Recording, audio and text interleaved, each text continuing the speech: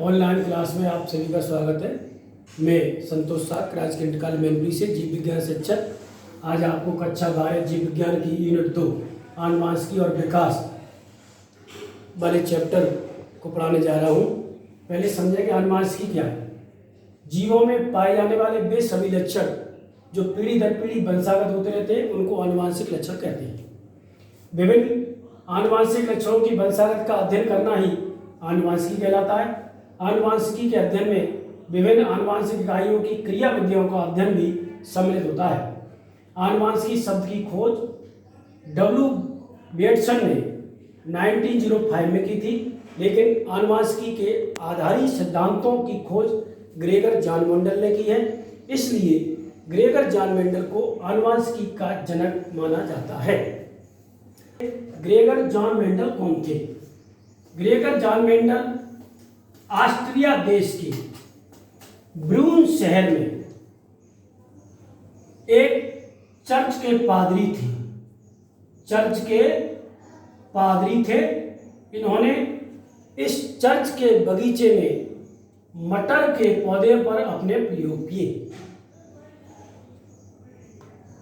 और उन प्रयोगों के आधार पर जो नियम बनाए उन्हें मेंडल के नियम या आनुवंशिकता के नियम के नाम से जाना जाता है। मेंडल के नियम या आनुवंशिकता के नियम के नाम से जाना जाता है। देखते हैं कि आनुवंशिकता के नियम कौन कौन से थे। मेंडल ने मटर के विभिन्न लक्षणों के आधार पर जो प्रयोग किए हैं और उन प्रयोगों के अनुसार जो नियम बनाए वो निम्न प्रकार है। मेंडल ने जो पहला नियम बनाया था वो है प्रभाविता का नियम। प्रभाविता का नियम, इसे लॉ ऑफ डोमिनेंस कहते हैं। इस नियम के अनुसार जब दो शुद्ध प्रजातियों के पौधे के मध्य संकरण कराया जाता है तो पहली पीढ़ी में एक जात के ही लक्षण दिखाई देते हैं। इसलिए इस नियम को प्रभाविता का नियम कहते हैं। फॉर एग्जाम्पल, जैसे मटर के दो पौधे लेते हैं जिसमें एक लंबा पौधा होता है और दूसरा बौना पौधा होता है। जब इन दोनों का संकरण कराया जाता है, आप देखेंगे लंबे पौधे का संकरण जब बौने पौधे के साथ कराते हैं तो क्या होता है, ये कैपिटल टी से प्रदर्शित करते हैं, इसे स्मॉल टी से। अब देखें जब इनका संकरण होता है तो पहली पीढ़ी में कैपिटल टी स्मॉल टी, यहाँ पर भी देखेंगे अगर ये वाला है मैच्योर होते मिलते तो ये, और ये वाले मिलते तो ये, और ये वाले मिलते तो ये स्थित आती है। ये है F1 पीढ़ी। अर्थात इसमें लंबेपन का जो कारक है वो डबल टी द्वारा प्रदर्शित है और बोने का जो कारक है वो स्मॉल टी द्वारा प्रदर्शित है। कैपिटल टी स्मॉल टी पर प्रभावी है। इस प्रकार F1 पीढ़ी में सभी पौधे जो हैं वो लंबे उत्पन्न होते हैं। यह है मेंडल का प्रथम प्रभाविता का नियम। इसमें एक लक्षण जो है वो दिखाई देता है जिसे प्रभावी लक्षण कहते हैं। दूसरा लक्षण यहाँ अदृश्य रहता है जिसे अप्रभावी लक्षण कहते हैं। यहाँ पर लंबेपन का लक्षण है वो बोने पर प्रभावी है। इसी को जब मेंडल ने आगे और संग्रह कराया तो पाया कि ये जितने लंबे पौधे थे इनको अशुद्ध या संकर पौधे माना जाता है। जब मेंडल ने इन्हीं पौधों को आगे लिया और इनमें स्वपरागण होने दिया। आप देखेंगे मेंडल का दूसरा जो नियम है वो है पृथक्करण का नियम। पृथक्करण का नियम। प्रथम नियम के अनुसार ही जो संकर लंबे पौधे मिले थे, इन संकर लंबे पौधों को उन्होंने स्वपरागण द्वारा अगली पीढ़ी में तैयार किया, तो देखा कि जो कैपिटल टी,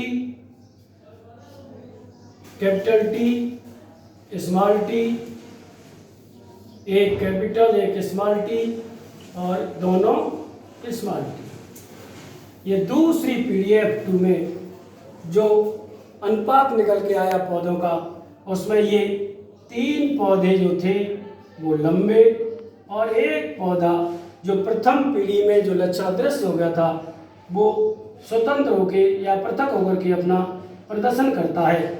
इसलिए इस नियम को पृथक्करण का नियम कहते हैं। जब इनको सभी को स्वपरागण द्वारा मेंडल ने आगे ले जा करके उगाया तो पता चला इस 25% पौधे से शुद्ध लंबे पौधे उत्पन्न होते हैं। इन 2 पौधों से पुनः 3:1 वाले पौधे उत्पन्न होते हैं। इस 25% से शुद्ध बौने प्रजाति के पौधे उत्पन्न होते हैं। इस तरह से मेंडल ने फिर तीसरा नियम बनाया जिसे स्वतंत्र अपव्यूहन का नियम कहते हैं। ये था स्वतंत्र अपव्यूहन का नियम। इस नियम के अनुसार मेंडल ने 2 पौधे ऐसे लिए जिन दोनों पौधों में 2-2 लक्षण थे। पहला पौधा लिया जिसमें गोल तथा पीले 2 लक्षण थे। ये दूसरा लिया जिनमें झुर्रीदार और हरे। ये मेंडल ने मटर के 2 बीज चुने, एक गोल पीला एक झुर्रीदार हरा, अर्थात दोनों बीजों में 2-2 लक्षणों का संकरण कराना। इस एक गोल पीला इसको RR से प्रकट किया, इसको स्मॉल r से किया। जब इनका संकरण कराया तो पहली पीढ़ी के प्रथम नियमानुसार आप देखें capital R, capital Y, small y, अर्थात सभी बीज जो थे वो गोल पीले उत्पन्न हुए। अर्थात प्रथम नियम के अनुसार जो गोल पीले वाला लक्षण था वो झुर्रीदार हरे लक्षण पर प्रभावी रहा। लेकिन जब मेंडल ने इन बीजों को पुनः स्वपरागण द्वारा उगाने के बाद जब दूसरी पीढ़ी में तैयार किया तो 4 प्रकार के पौधे उत्पन्न हुए और उनका अनुपात जो था वो आता है 9:3:3:1।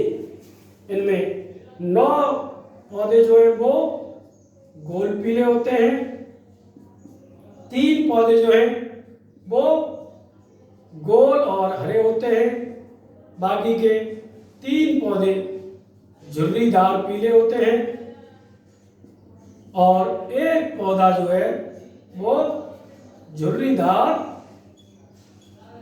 हरा होता है। इस तरह मेंडल के इस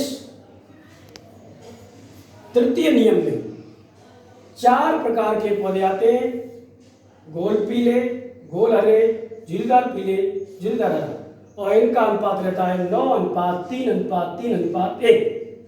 इस तरह मेंडल ने मटर के पौधे पर प्रयोग करके आनुवंशिकता के 3 नियमों का प्रतिपादन किया जो आपके सामने अभी हमने प्रस्तुत किए।